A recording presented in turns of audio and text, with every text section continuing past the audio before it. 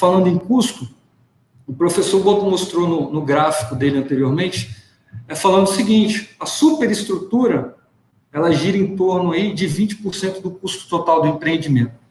E dentro desses 20%, a gente está falando de 70% a 80% de aço e concreto e 20% a 30% sistema de forma, que é o quê? O escoramento e a mão de obra.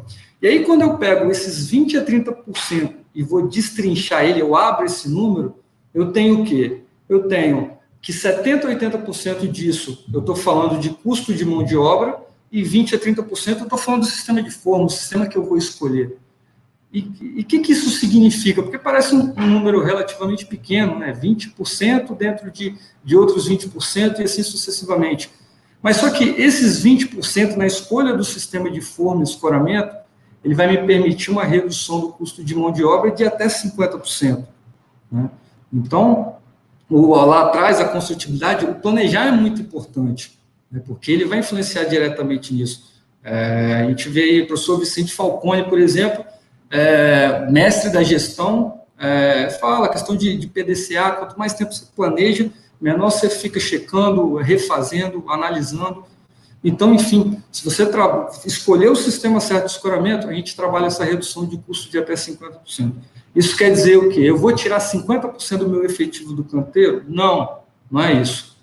Mas eu estou te falando o seguinte, que entre madeira e o sistema mais completo, o sistema mais adequado para a laje plana, essa redução se dá, sim, com a redução de um número de pessoas, mas principalmente também pela troca da mão de obra. Porque o que seria essa troca de mão de obra? Se eu estou industrializando o meu processo de forma, eu não tenho a necessidade de uma quantidade tão grande de carpinteiro mais.